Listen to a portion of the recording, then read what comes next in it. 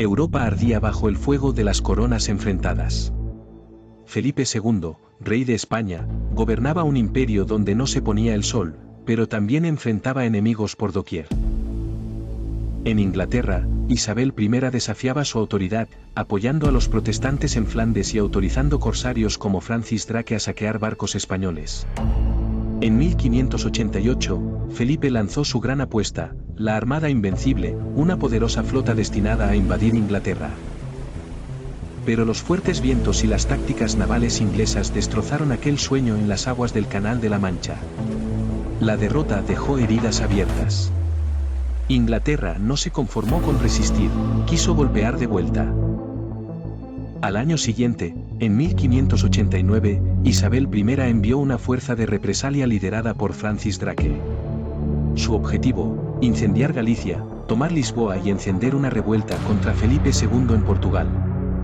Desde la Torre de Hércules, las señales de fuego y humo alertaban a la ciudad del peligro. La armada inglesa, comandada por Sir Francis Drake y formada por más de 100 naves y 15.000 hombres, había llegado. Querían saquear La Coruña, una ciudad fortificada pero no preparada para un ataque de tal magnitud. Allí, en medio del asedio, una mujer común se convirtió en leyenda. La defensa era desigual, los ingleses eran muchos, bien armados, bien entrenados. Pero en las calles empedradas de La Coruña, la resistencia no se rindió fácilmente.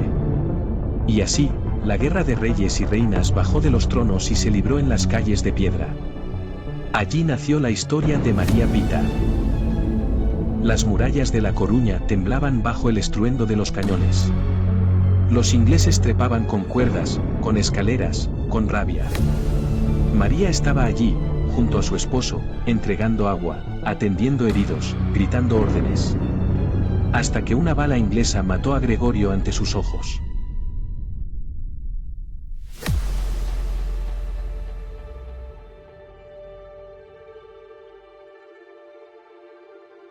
Tomó su lanza y alzó la vista. Un alférez inglés coronaba el parapeto. Era alto, con armadura bruñida y un estandarte ondeando al viento.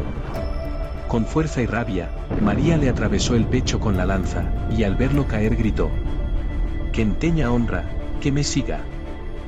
Ese grito encendió los corazones. La ciudad resistió. La retirada de los ingleses de La Coruña en 1589 fue caótica y humillante, especialmente para una potencia que se había presentado como invencible. Tras varios días de asedio, los ingleses, liderados por Francis Drake y John Norris, no lograron tomar la ciudad. El asalto había fracasado en gran parte por la feroz resistencia de los habitantes, entre ellos, la decisiva actuación de María Pita, pero también por problemas internos. Descoordinación, alcoholismo, enfermedades, falta de suministros y un terreno que no conocían. A eso se sumó la llegada de refuerzos que empezaron a rodear al ejército inglés desde el interior. Viéndose en desventaja, los ingleses comenzaron a reembarcar apresuradamente, dejando atrás muertos, heridos e incluso parte del botín. Hubo desorden en el embarque, y muchos soldados desertaron o murieron en escaramuzas de último momento. La Coruña no solo resistió, sino que despidió a los invasores con fuego de artillería desde las murallas. Las murallas de A Coruña quedaron manchadas de sangre, y aunque los cañones callaron, el eco del dolor persistía en cada calle. María Pita caminaba entre los escombros como quien recorre un sueño roto. Los soldados la saludaban con respeto, algunos bajaban la cabeza al cruzarse con su mirada. Ella no decía nada. La batalla había terminado, pero la guerra de vivir apenas comenzaba. Gregorio estaba muerto. No lo lloró en público. Las lágrimas vinieron más tarde, en silencio, junto al candil apagado de su alcoba. La lanza que le había salvado el alma colgaba en una esquina. Pero no alimentaba a los hijos. Tenía 2 bocas que alimentar, de un marido que ya no estaba, y un apellido que ahora pesaba como un blasón no pedido. La heroína de A Coruña. Así la llamaban. Pero la heroína no tenía trigo, ni aceite, ni techo seguro para el invierno. Y aún así, no se retiró. Durante los días siguientes, ayudó a recoger los cadáveres de las calles, a cavar fosas, a vendar a los heridos. Entraba en las casas donde los lamentos aún se oían y ofrecía agua, consuelo, o simplemente su presencia. No había gloria en esos días. Solo necesidad. María no pidió caridad. Tenía lo que había aprendido en su casa desde niña: a contar monedas, a regatear, a coser, a leer los gestos del que compra y los silencios del que miente.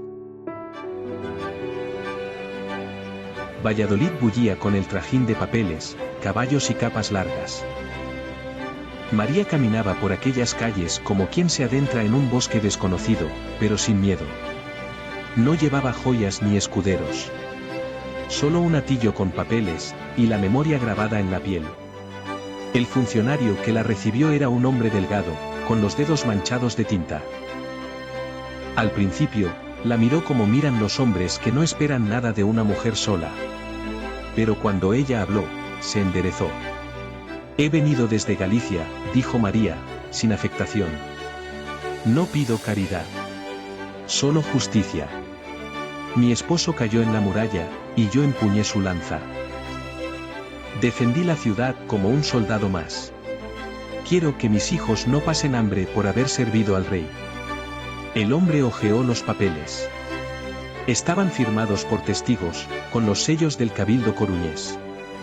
Había incluso una carta del gobernador militar. María aguardó sin bajar la vista. Lo que hizo fue poco común. «Lo admito», dijo el funcionario, mirándola ahora con respeto. «El rey ha sido informado. No os recibirá en persona, pero se os otorgará una pensión, 60 escudos anuales, vitalicios y un permiso de exportación de España a Portugal. Es lo que se concede a quien ha servido con valor. Además, y por orden real, se os nombra alférez del rey, como testimonio de vuestra valentía, y los privilegios se extenderán a vuestros herederos». María asintió, sin emoción aparente. Pero algo en sus hombros se relajó. No era orgullo, era justicia. Se levantó, recogió sus papeles, y miró por última vez al hombre que la había escuchado. «Gracias, señor. Porque si hoy ondea la bandera del rey en La Coruña, es porque algunas mujeres no esperaron a que otros la izaran. No por la limosna, sino por reconocer lo que hicimos». Salió del palacio como había llegado, sola, pero firme. Volvía a casa.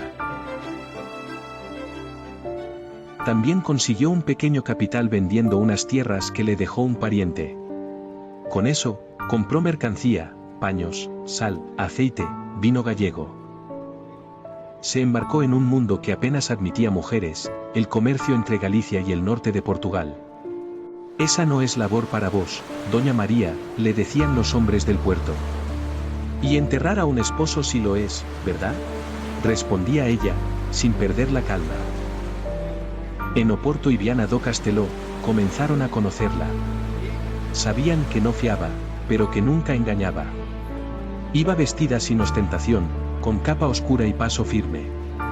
Algunos decían que llevaba una daga en el cinturón. Otros, que con solo mirarte sabía si estabas mintiendo.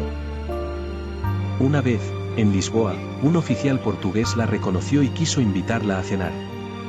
Ella lo miró con una mezcla de cortesía y piedra. «La única cena que acepto es la que pago con mi trabajo», le dijo. «La que viene con sonrisas vacías, no me alimenta». Durante años, navegó y negoció. Crió a sus hijos, casó a su hija mayor, se casó por cuarta vez, y volvió a enviudar. Pero ya no necesitaba protección. Había hecho algo más difícil que matar a un inglés: vivir con dignidad entre hombres que no la esperaban en sus mesas. Volvió definitivamente a Coruña cuando la edad ya no le permitía navegar.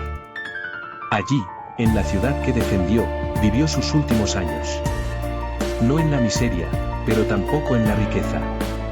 En la memoria de quienes sabían que la ciudad aún respiraba gracias a ella. Murió como había vivido, con honra, sin pedir permiso. Y aunque la tierra cubriera su cuerpo, su voz seguía viva en los adoquines, en los muros, en el viento del Atlántico. Porque hay nombres que no se graban solo en piedra, sino en la memoria de un pueblo.